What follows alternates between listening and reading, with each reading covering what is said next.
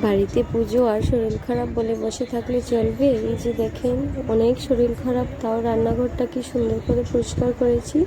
মায়ের পুজো বলে কথা, অনেক আনন্দ নিয়ে মনে কাজ করছি শরীর খারাপ থাকা সত্ত্বেও।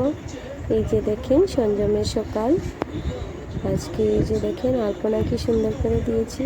আমার এইগুলো করতে অনেক ভালো লাগে। এখন সবজি কাটা চলছে, অনেক মানুষজন খাওয়া দাওয়া করবে। এই যে আমার বড় যা, উনি মায়ের লঞ্জনা বাড়ছেন। দেখে, একজন বয়স্ক মানুষের বাড়িতে থাকা অনেক দরকার। ওনারা ছাড়া আমরা যে কি করব পরে, এগুলো তো আমরা জানাই নেই, কি করে করতে হয় পুজো, কি কি লাগে। ওনারা থাকলে সব কিছু মানে আমাদের আর কোনো চিন্তা করতে হয় না। আগে ছিলেন আমার পুজো মানেই বিশেষ একটা আনন্দ, অনেক গল্প গুজব, ঘরে অনেক মানুষজন আসবে, অনেক মজা করবো, এটাই। কিন্তু এই আনন্দের মাঝেও আমার পিসিমণির কথা অনেক মনে পড়ে। উনি আগে এই পুজোর 2 দিন আগে চলে আসতেন, আর অনেক কিছু করতেন। এই যে পদ্মপুরাণ এগুলো পড়তেন আমাদের সঙ্গে, অনেক অনেক কিছু করতেন। ওনার কথা অনেক মনে পড়ে, পুরানো কথা এগুলো মনে করে কি করব, আর তো কিছু করার নেই। এই যে রান্নাবান্না হয়ে গেছে, এখন এই যে সবাই যারা মিলে খেতে বসে গেছি।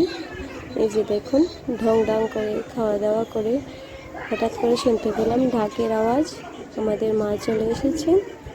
এই যে দেখেন আপনারা।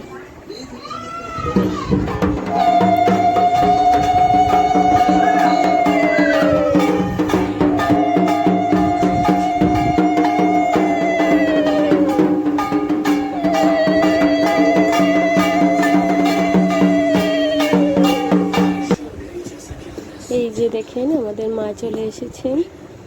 এই দিনটার জন্য অপেক্ষা করছি অনেক দিন থেকে।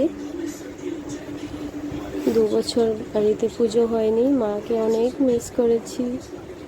মা আমাদের ঘরে আসেননি, পুজোও হয়নি, অনেক খারাপ লাগছিল। এই বছর মা আশাটা পূর্ণ করেছেন। এই যে আবার এই বছর থেকে পুজোটা স্টার্ট হয়েছে। এই যে দেখেন আমার মার হাসু হাসু মুখটা। এখন মায়ের অধিবাসী তোড়জোড় চলছে। এই যে শাশুড়ি মা অধিবাস দিচ্ছেন মাকে। দেখেন এই যে আমাদের মা কি সুন্দর বসে আছেন দেখেন। এই পুজোর সময় তো ভিডিওগুলো করে রেখেছিলাম, আর শেয়ার করা হয়নি আপনাদের সঙ্গে। ভেবেছিলাম ধীরে সুস্থে শেয়ার করব। এই যে এখন কিছু কিছু করে আপনাদের সঙ্গে শেয়ার করছি। এই যে আজকে মায়ের অধিবাস, সঞ্জমের সব কিছু শেয়ার করলাম।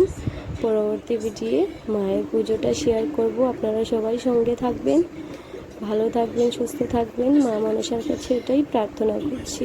আর আমার চ্যানেলটাকে অবশ্যই সাবস্ক্রাইব করবেন। আজকের জন্য